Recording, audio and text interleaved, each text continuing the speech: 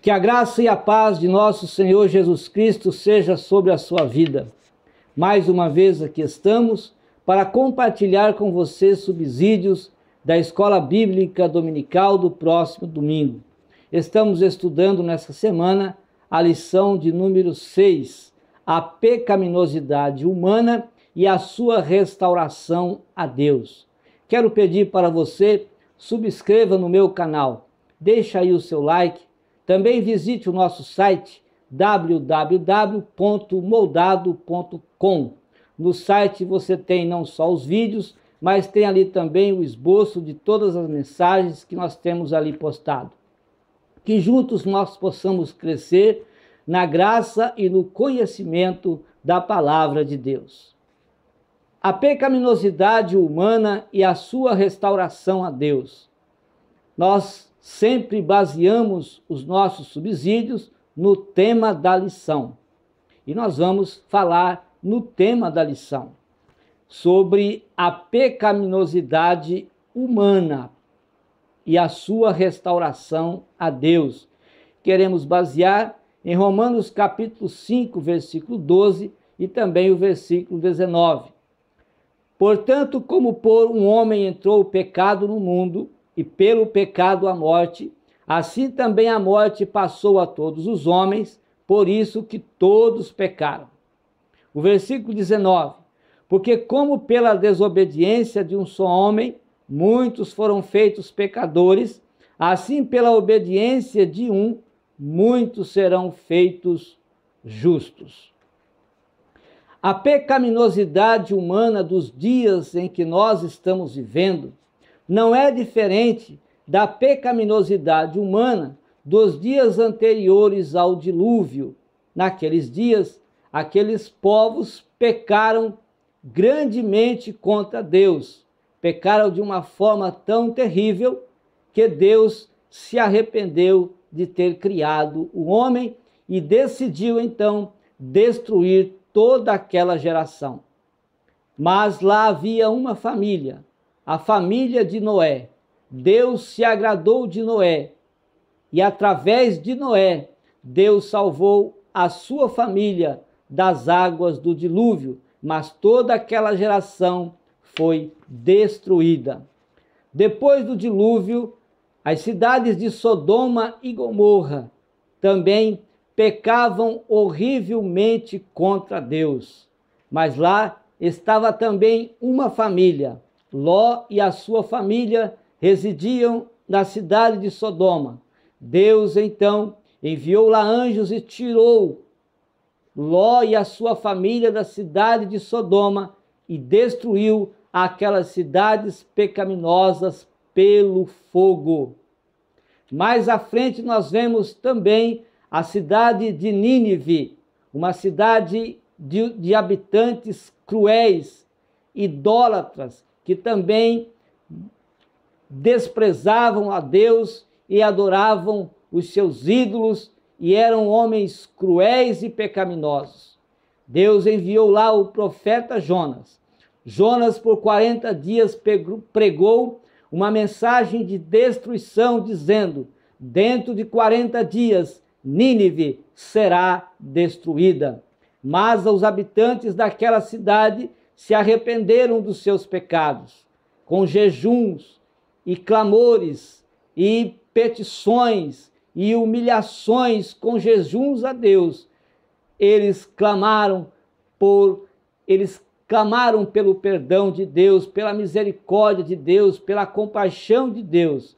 Deus, então, não destrói aquela cidade naqueles dias. Aquele povo foi salvo de serem mortos pela destruição. Nos dias em que nós estamos vivendo, também nós observamos uma geração pecaminosa. Muitos desprezam a Deus, muitos não querem a Deus, muitos não temem a Deus e andam a cada dia mais entrando e sendo destruídos pelo pecado, desprezando assim do Deus Todo-Poderoso, Criador dos céus e da terra, em suas idolatrias, na prostituição, a cobiça contra o dinheiro, a cobiça ao dinheiro, enfim, tantas idolatrias que o homem comete, mas aqui nesta terra, neste planeta, Jesus veio buscar e salvar o que se havia perdido. Ele veio edificar a sua igreja. Ele disse: eu edificarei a minha igreja. Esta igreja, ela é chamada a família de Deus. Jesus Cristo, a qualquer momento, ele virá para tirar esta família, a família de Deus, será tirada desta terra, e este mundo sofrerá as aflições da grande tribulação, e depois também será destruído, e a igreja do Senhor Jesus, aqueles que creram em sua palavra, aqueles que se arrependeram dos seus pecados, eles viverão no novo céu e na nova terra, a qual o Senhor está preparando para todos aqueles que adoram, que buscam a presença do Senhor.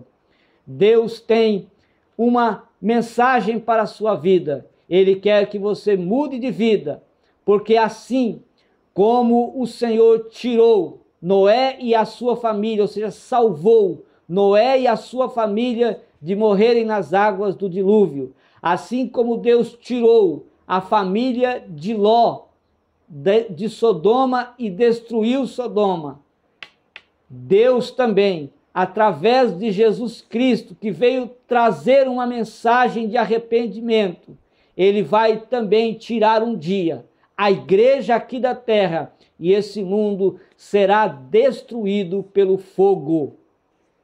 Então você precisa fazer um concerto com Deus, precisa mudar de vida, precisa buscar o Senhor enquanto há tempo.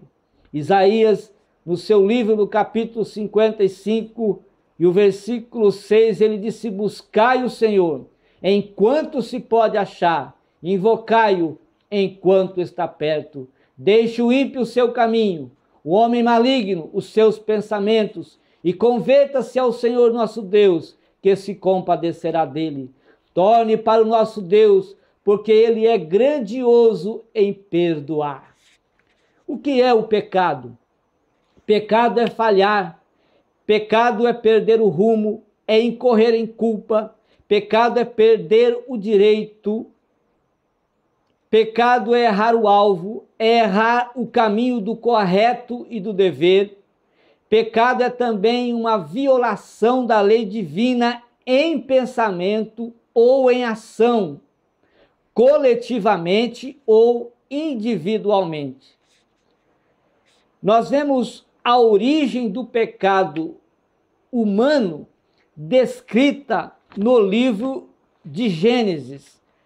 No capítulo 2, e no versículo 9 do livro de Gênesis, Deus disse assim, está escrito assim: do solo fez o Senhor Deus brotar toda sorte de árvores agradáveis à vista e boas para alimento, e também a árvore da vida no meio do jardim, e a árvore do conhecimento do bem e do mal. O versículo 15 e o versículo 16 diz assim: tomou, pois, o Senhor, ou seja, 15, 16 e 17. Tomou, pois, o Senhor Deus ao homem e o colocou no jardim do Éden para cultivar e o guardar.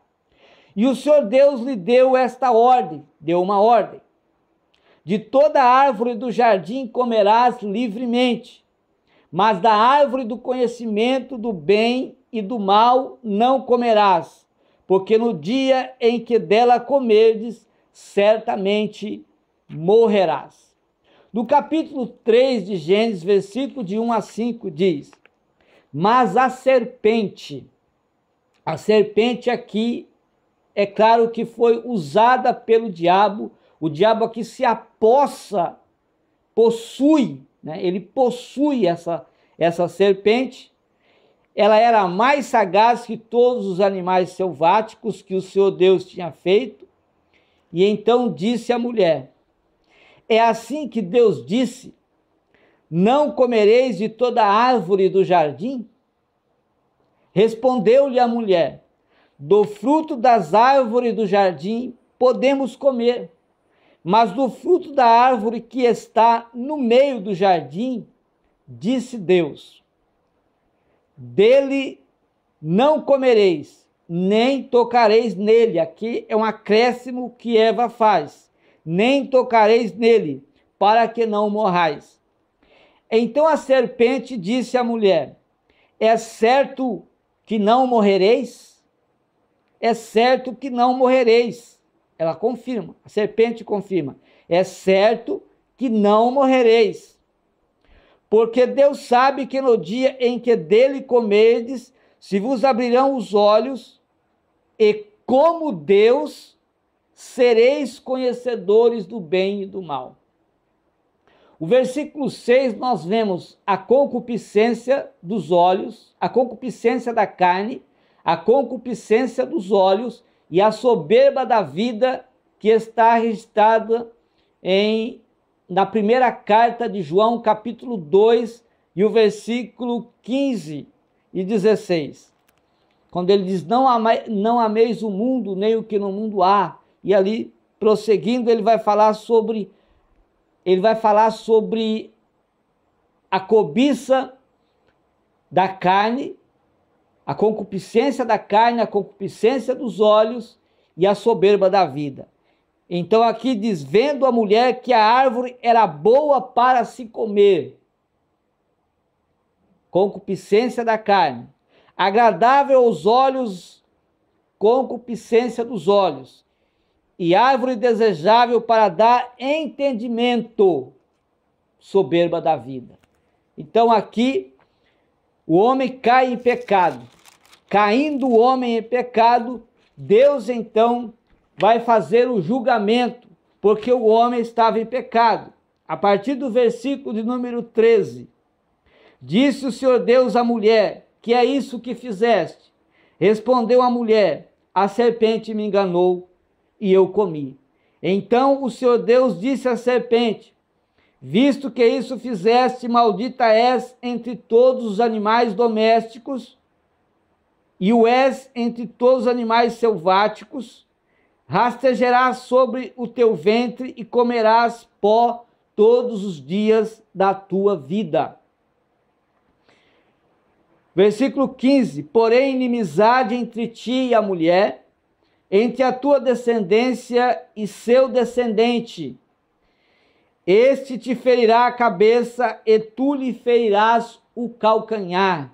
A promessa de Deus para um Salvador que viria a fim de salvar o homem do seu pecado. Versículo 16: e disse para a mulher: multiplicarei sobremodo os sofrimentos da tua gravidez, em meio de dores darás à luz filhos, o teu desejo será para o teu marido, e ele te governará. E disse também a Adão: visto que atendeste à voz da tua mulher, e comeste da árvore que eu te ordenara não comestes, maldita é a terra por tua causa, em fadiga obterás dela o sustento durante os dias de sua vida. Ela produzirá também cardos e abrolhos, e tu comerás a árvore do campo. No suor do rosto comerás o teu pão, até que tornes a terra, pois dela foste formado, porque tu és pó, e ao pó tornarás. Então Deus formou no jardim do Éden o homem e a mulher. Eles eram puros e também eram sem pecado. Para provar a obediência do homem, Deus então proibiu o homem de comer do fruto de uma árvore. E esta árvore Deus chamou a árvore do conhecimento do bem e do mal. Infelizmente, o homem caiu em pecado e tanto Adão quanto Eva comeram do fruto proibido. Esse pecado então contagiou os seus sucessores, e é por isso que Paulo vai dizer, escrevendo aos Romanos: por isso todos pecaram. Nós chamamos o pecado herdado. Todos os homens nascem em pecado. É o que Davi vai dizer também: em pecado me gerou, me concebeu minha mãe. Então, nós chamamos pecado herdado. Como disciplina do erro de Adão e Eva, da maldade da serpente também, Deus então, ele faz este julgamento que nós acabamos de ler, e esse julgamento de Deus não era só para aqueles, mas para toda a vida, inclusive o pecado que os homens pecam hoje, nascem em pecado devido ao pecado de Adão, nós chamamos o pecado herdado. A serpente é condenada por ser ser desprezível, agora irrastejante, temida, evitada por sua influência gnóstica ao casal. Inicia aqui uma incessante batalha entre a humanidade e o mal. Então essa foi a disciplina que Deus deu, o castigo que Deus deu para cada um deles. E é importante nós frisarmos aqui, para cada um deles. Conforme Paulo escreveu aos Romanos, capítulo 14, versículo 12, Paulo vai escrever dizendo que cada um dará conta de si mesmo a Deus. Cada um dará conta de si mesmo a Deus. Mas aqui vai iniciar então uma batalha entre a humanidade e o mal. Foi o que Pedro escreveu na sua primeira carta, capítulo 5, versículos 8 e 9. Ele fala dessa batalha, ele diz: sede sóbrios, vigiai, porque o diabo, vosso adversário, anda em derredor, bramando como um leão, buscando a quem possa tragar. É uma perseguição aqui do mal, o mal perseguindo a humanidade, perseguindo aqui nesse caso a igreja, mas perseguindo o homem. Depois aqui no versículo 9, ele vai dizer assim: ao qual resistir firmes na fé, sabendo que as mesmas aflições se cumprem entre os vossos irmãos no mundo. Então essa batalha é uma batalha da humanidade ao mal. O diabo persegue a igreja, porque aqueles que estão no mundo já fazem o que ele quer, já são escravos do pecado. Mas a igreja de Jesus, que busca viver uma vida de santificação, esta sim é perseguida. E por isso o apóstolo Pedro aconselha para que esta igreja viva em vigilância, porque o diabo está ao derredor, porque ao redor o Senhor cuida, o Senhor zela, o Senhor coloca os seus anjos, abrindo então uma porta, abrindo uma brecha. Satanás então entra e destrói a vida desta pessoa. É por isso que nós devemos vigiar. Tiago vai dizer assim em 4:7, da sua carta universal, ele diz: sujeitai-vos, pois, a Deus, resistiu o diabo, ou seja, resistiu o mal, e ele fugirá de vós. Então é necessário que você resista ao mal, que você vença as tentações, que você vença a sua carne, e então você vai viver uma vida de paz, porque o diabo fugirá de vós. Então o pecado da mulher, ele traz aqui como consequência dores de parto e o seu desejo sempre voltado para o marido. Adão também é castigado porque foi omisso com a ordem de Deus e ele foi conivente com Eva. Esse erro torna a terra maldita, porque Deus amaldiçoou a terra. não amaldiçoou o homem. Aqui nós vemos que a terra torna-se maldita e o homem deve agora plantar e colher para sustentar com o suor do seu trabalho até voltar a ser pó novamente. Então, em pó o homem foi formado e em pó ele vai tornar, não é? A serpente, ela é amaldiçoada pela ira do Senhor. A serpente sim foi amaldiçoada, mas o homem e a mulher não. Porém, eles foram expulsos do jardim,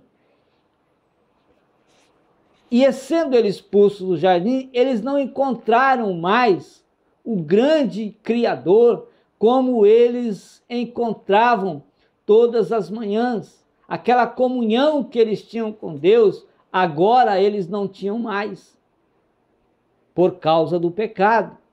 Apesar do pecado, o modo de agir de Deus inclui também o perdão e a promessa da salvação. Deus então promete um Salvador. Da semente da mulher nascerá um. Este então, ele vai pisar na cabeça da serpente. Por isso falava de Cristo. Deus amou o mundo de tal maneira, amando o mundo de tal maneira, e como prova do seu amor, ele envia o seu único Filho, Jesus Cristo, para salvar a humanidade. E Jesus veio salvar. Jesus veio buscar e salvar o que se havia perdido. Veio trazer uma mensagem de arrependimento para que o povo viesse então ser restaurado. A serpente, com todo o seu poder de persuasão e sua força maléfica, ela engana a mulher e, consequentemente, a humanidade fica afastada de Deus. Neste quadro de julgamento, Deus, em sua misericórdia, nos dá esperança e diz que através do Filho do Homem, que nascerá de uma mulher, Filho do Homem, nascerá de uma mulher, a humanidade será salva e liberta da morte e poderá estar novamente diante de Deus. Vemos também aqui a restauração a Deus. A restauração, ela começa com uma intranquilidade gerada através do Espírito Santo, que vai falar a alma daquele que crê na palavra de Deus, daquele que crê em uma mensagem que foi pregada, daquele que crê no Evangelho, daquele que crê em Jesus. Agora o Espírito Santo, ele vai falar com essa pessoa, porque é o trabalho do Espírito Santo. João 16, 7 e 8. Todavia, Jesus disse, todavia digo-vos a verdade, que vos convém que eu vá, porque se eu não for, o Consolador não virá a vós, mas quando eu for, eu vou enviar ele, e quando ele vier, convencerá o mundo do pecado. Então, o Espírito Santo, o outro Consolador, o bom Consolador, ele convence o homem do pecado, ele fala com o homem para que o homem se arrependa dos seus pecados e tenha então uma vida restaurada.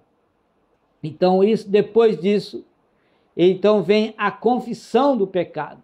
Quando o homem dá lugar a essa voz, a voz do Espírito Santo, ele vai então confessar o seu pecado a Deus. Provérbios 28, 13 diz que o que encobre as suas transgressões nunca prosperará, mas o que as confessa e deixa alcança misericórdia.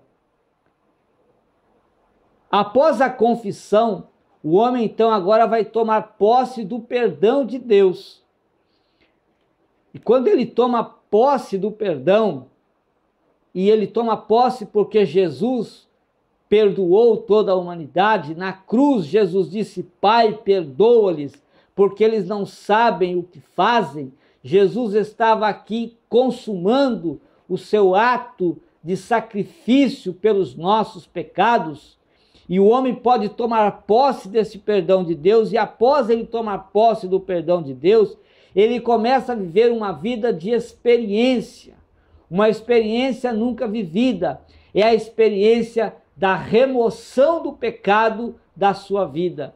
É a experiência de uma alma purificada, de uma alma limpa, de uma vida transformada, de uma nova vida em Cristo Jesus. João 8:32 e também o versículo 36. Jesus disse: conhecereis a verdade e a verdade vos libertará. O versículo 36 diz: se pois o Filho vos libertar, verdadeiramente sereis livres. Nós vemos que o homem, ele é recuperado, ele é restaurado, e agora ele vive uma plena comunhão com Deus. Ele vive uma perfeita paz de espírito, conforme Salmos 32, versículo de 1 a 5. A sua vida agora é uma vida de paz. A sua vida agora é uma vida feliz, mesmo com problemas, mesmo com dificuldades, mas a sua alma está tranquila, porque ele tem Jesus na sua vida, porque ele tem o Espírito Santo para lhe dirigir e para lhe orientar. Ele tem paz em sua alma. Jesus disse: deixo-vos a paz, e esta paz agora vive nele, está nele, porque ele alcançou o perdão de Deus e a sua alma, a sua vida, ela foi restaurada. Agora, quais os benefícios da restauração? O benefício da restauração é a alegria que um salvo sente, a alegria que a igreja agora sente. Não é mais aquela alegria do mundo, uma alegria momentânea, mas é uma alegria eterna, uma alegria que vem do céu, uma alegria gerada pelo Espírito Santo na sua vida, uma alegria gerada por uma vida limpa, por uma vida em Cristo Jesus. Ele é feliz, ele é alegre, mesmo se ele tiver dinheiro, ele é alegre, se não tiver, alegre também, sempre feliz, sempre alegre, porque a sua esperança é a vida eterna. Outro benefício é o impacto que esta pessoa transmite para o mundo. Entre as nações se diziam, diz a Bíblia, grandes coisas fez o Senhor por nós. Então, esse impacto, a mudança de vida, esse impacto é a mudança de vida, a alegria da mudança de vida. Ele não é uma pessoa que veio para a igreja e ficou como ele vivia. Não, ele muda de vida, ele tem a sua vida transformada, ele teve a sua vida restaurada e agora ele impacta o mundo. A quem se destina a restauração do homem? Primeiro, aos que fizeram uma decisão em servir a Cristo.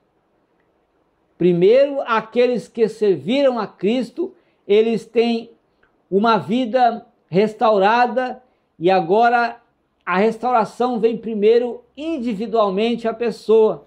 Depois, aqueles que abandonaram a igreja. Ele pode ser restaurado. Aquele que se desviou da igreja, que abandonou a igreja, que abandonou a Deus, que abandonou a Jesus, ou que está parado, ele pode ter uma vida restaurada enquanto há tempo, enquanto há oportunidade. Também veio aos que nela permanecem, a uns que estão na igreja, mas não vivem uma vida de fé, não vivem uma vida entusiasmada, uma vida alegre, uma vida feliz, porque ele ainda não tem fé, a sua fé ainda não alcançou o perdão, a sua fé ainda não alcança a salvação, ele não vive uma vida transformada, restaurada, e ele precisa ser restaurado, ele precisa ser renovado, porque a presença de Deus está ali. E ali ele vai encontrar restauração. Então a restauração veio também para essas pessoas. Quem são os beneficiados com a restauração? O primeiro beneficiado com a restauração é aquele que se decidiu. E já falamos dos principais benefícios. A alegria é um benefício. Ter uma alma cheia de paz é um benefício. Ter a salvação, ter o perdão dos seus pecados são benefícios para aquele que se decidiu. Mas o benefício também, esse benefício também é para a família. A família também é beneficiada. Porque aquela pessoa que vivia uma vida dando trabalho para a família, dando trabalho para a sociedade, essa pessoa agora não vai viver mais uma vida assim. A sua vida foi transformada e a família agora se alegra porque ele mudou de vida. Ele não é mais como era. A família foi beneficiada. Depois a igreja também é beneficiada. É mais uma alma que agora está aos pés do Senhor. E a igreja se alimenta de almas. A nossa alma se alimenta da palavra de Deus. Mas a igreja num todo, a igreja universal de Jesus, ela se alimenta com as almas. Então é benefício para a igreja. E também o mundo é beneficiado. Jesus disse que quando uma pessoa decide-se por seguir ao Senhor, uma multidão de pecados são apagados da sua vida. E quanto menos pecado no mundo, há mais paz para o mundo. Então, se o mundo quer paz, é preciso que as pessoas se convertam ao Senhor. O mundo quer paz, não adianta fazer carreata, não adianta fazer desfile, não adianta fazer passeata, não adianta fazer propaganda se o homem não aceitar Jesus como Salvador e o pecado não foi extinto do mundo. O mundo só tem paz quando os homens receberem aquele que perdoa pecados, Jesus Cristo. O mundo é beneficiado quando uma alma recebe, quando uma vida vem para Cristo, porque uma multidão de pecados é apagada de suas vidas.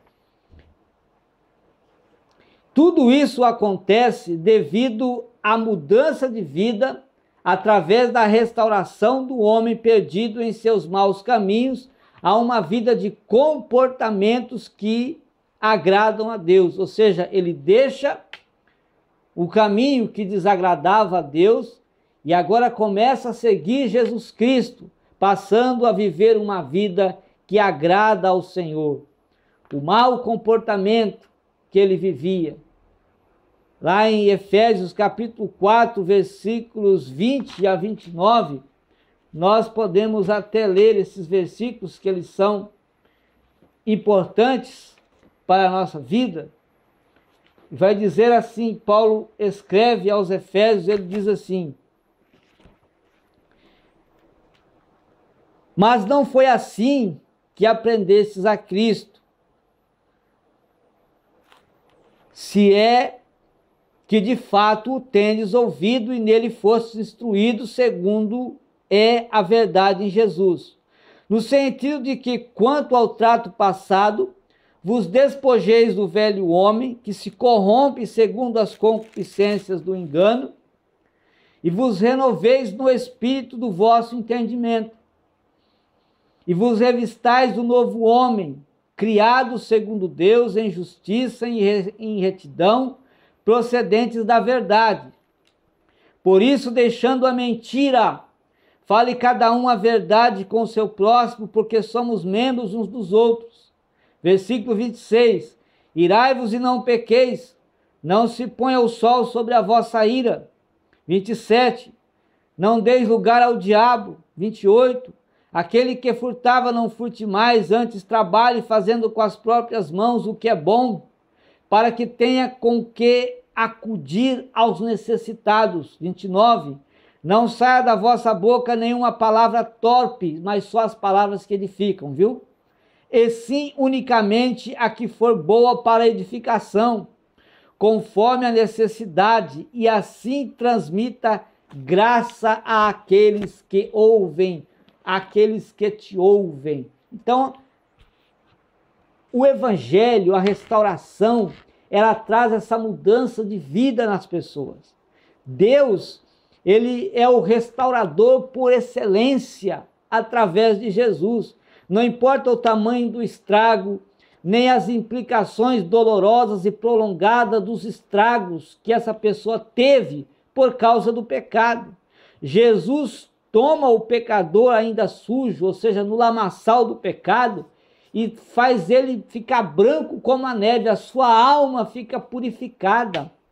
Isaías 44, 22 disse Deus através de Isaías: apaguei as tuas transgressões como a névoa e os teus pecados como a nuvem. Torna-te para mim, porque eu te remi. A restauração de que a Bíblia fala é por etapas. 1 Coríntios 3, 18, lá vai dizer que é de glória em glória, por etapas. A santificação é um processo que vai por toda a vida. Ninguém é santo do dia para o outro. A santificação é cada dia você melhorando, cada dia você buscando uma perfeição diante de Deus, cada dia buscando ser mais santo. É um processo. Então esta é a restauração que acontece, que ela é por etapas, de glória em glória, né? Restauração espiritual. Deus restaura o homem da queda do pecado, livrando da culpa do pecado. Isso nós chamamos de justificação. É o que está escrito em Romanos 5:1. Tendo, pois, justificado pela fé, temos paz com Deus por nosso Senhor Jesus Cristo. Deus restaura o homem do poder do pecado. O pecador é perdoado e purificado. 1 de João 1:9. Se confessarmos os nossos pecados, ele é fiel e justo para nos perdoar os pecados e nos purificar de toda injustiça. Também rompe com as pesadas estruturas do passado e a pessoa torna-se uma nova criatura. 2 Coríntios 5:17, assim que se alguém está em Cristo, nova criatura é. As coisas velhas, o pecado, a sujeira, a lama do pecado, isso aí fica para trás, é coisa do passado. Então as coisas velhas já passaram, eis que tudo agora se fez novo, tudo novo, vida nova, interior novo, purificado, mente nova, o olhar novo, o andar, tudo novo, uma vida nova, uma esperança nova. Agora espera em Cristo, antes esperava pelo homem, antes esperava, enfim, pelo político, pelo governo, agora espera em Deus. É um pensamento novo, é uma vida nova, são ideias novas para viver em um novo céu e numa nova terra, para viver nos céus para sempre, não é? A pessoa torna-se filho de Deus. Torna-se filho de Deus conforme João capítulo 1, versículo 11 e 12, vai falar que Jesus veio para os que eram seus e os seus não receberam, mas a todos quanto receberam, deu-lhes o poder de se tornarem filhos de Deus com uma condição. Lá no final, a última parte do versículo diz: aos que creem no seu nome. E em João 3:18, Jesus disse: aquele que crê no Filho, aquele que crê no Filho não é condenado. Porque quem crê no Filho é filho de Deus. Agora, aquele que não crê já está condenado, porquanto não creu no nome do unigênito Filho de Deus. A restauração do corpo, sofremos o processo irreversível do envelhecimento. Não adianta, todos ficam velhos. O envelhecimento vem. As pessoas querem estar sempre novas, né? Podemos ser novos no espírito, mas o corpo envelhece. Salmos 90, o versículo 10, os dias da nossa vida chegam a 70 anos. E se alguns pela sua robustez chegam aos 80 anos ou até passam disso, o orgulho dessas pessoas é canseiro e enfado, pois cedo se corta e vamos sempre voando. Um certo pregador diz que o tempo, ele vai e volta, mas as pessoas, os homens só vão, mas não voltam, só vão. Deus há de restaurar o corpo, esse corpo que envelheceu com o tempo, ele vai ser renovado, vai ser restaurado na ressurreição dos mortos e na súbita transformação dos vivos na sua vinda.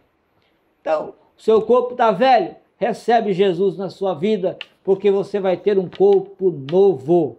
1 Coríntios 15, 51, 52, Paulo diz aqui, eis aqui vos digo um mistério. Na verdade, nem todos dormiremos, mas todos seremos transformados no momento, no abrir e fechar de olhos, ante a última trombeta, porque a trombeta soará e os mortos ressuscitarão incorruptíveis e nós seremos transformados. Os novos corpos serão incorruptíveis e imortais. Temos também a restauração ecológica. No milênio, Deus restaurará o planeta que o homem está poluindo, está estragando agora. O planeta Terra vai ser restaurado. Estenderá outra vez a camada de ozônio, despoluirá rios, lagos, praias, mares, oceanos, replantará a flora, recriará a fauna e criará novos céus e nova terra. É bíblico isso que eu estou falando. 2 de Pedro 3, 12 e 13. Aguardando e apressando-vos para a vinda do dia de Deus, em que os céus em fogo se desfarão e os elementos ardendo se fundirão. Mas nós, segundo a sua promessa, aguardamos novos céus e nova terra em que habita a justiça. Redimirá a criação do cativeiro da corrupção para a liberdade da glória dos filhos de Deus. Romanos 8, 21, 22. Na esperança de que também a mesma criatura será libertada da servidão da corrupção para a liberdade da glória dos filhos de Deus. Versículo 22. Porque sabemos que toda a criação geme e está juntamente com dores de parto até agora. Toda a criação geme, toda a criação, todos os seres vivos, vegetais, animais e os homens gemem por causa do pecado, por causa da corrupção do pecado, mas será restaurado. Não só os homens vão ser restaurados, mas toda a terra, tudo será restaurado. Os vegetais serão restaurados. Tudo, veja aqui que fala sobre a recriação da fauna, a replantação da flora e a criação dos novos céus e nova terra. O homem voltará a ser a coroa da criação como era antes. Como será a restauração final? A história não termina com a trágica notícia de que por um só homem entrou o pecado no mundo e o pecado a morte, como Romanos 5 e 12 diz, mas com a surpreendente notícia de que Jesus, o Cordeiro de Deus, tira o pecado do mundo, conforme João 1,29. O homem, ele caminha do paraíso perdido, o paraíso que foi perdido, através do pecado, pela desobediência do homem, ele caminha para o paraíso que vai ser recuperado.